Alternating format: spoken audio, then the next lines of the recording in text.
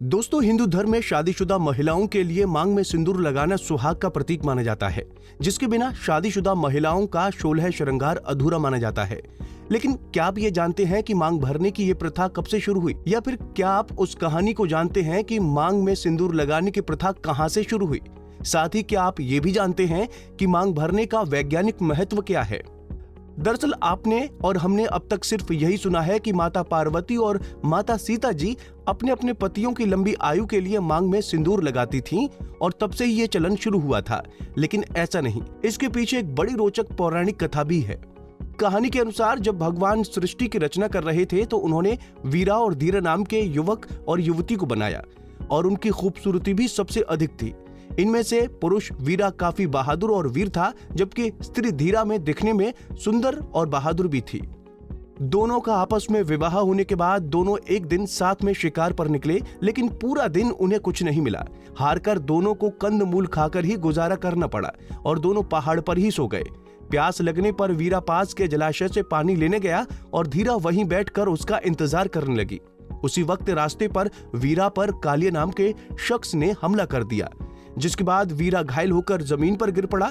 वीरा को घायल कर कालिया काफी खुश हुआ, जिसकी हंसी की आवाज धीरा तक पहुंची और पति धीरा की ऐसी हालत देखकर उसने चुपके से कालिया पर हमला बोल दिया।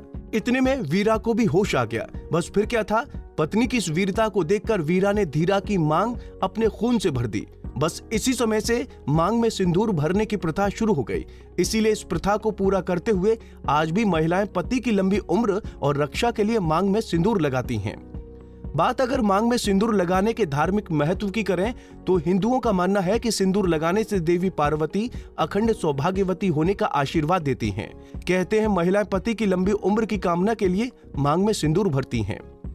दूसरा, हिंदू समाज में सती या पार्वती को आदर्श पत्नी के रूप में माना जाता है और लाल रंग को इनका प्रतीक माना जाता है, इसलिए महिलाएं सिंदूर लगाती हैं। सिंदूर में मरकरी यानी पारा होता है, जो अकेली ऐसी धातु है जो लिक्विड रूप में पाई जाती है। पारा बुरे प्रभावों से भी बचाता है, इसलिए सिंदूर लगाना महत्वपूर्ण माना जाता है। मान्यताओं के अनुसार मांग में सिंदूर लगाने से पति पत्नी के बीच हमेशा मजबूत संबंध बना रहता है। अगर वैज्ञानिक दृष्टि से देखा जाए तो सिंदूर लगाने के कई स्वास्थ्य फायदे हैं। जैसे सिंदूर में मौजूद पारा धातु मस्तिष्क के लिए बहुत ही फायदेमंद है। ये पारा मस्तिष्क को ठंडा रख तनाव मुक्त रखता है, इसलिए महिलाओं को विवाह होने के बाद सिंदूर लगाना चाहिए। सिंदूर में पारा जैसी धातु होने के कारण चेहरे पर जल्दी झुर्रियां नहीं पड़ती। इससे महिलाओं की बढ़ती उम्र के संकेत नजर नहीं आते हैं।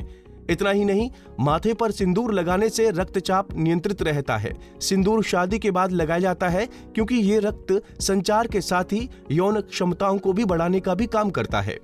स्त्रियां स्वभाव से भी बहुत जल्दी दूसरों की बातों में आ जाने वाली होती हैं।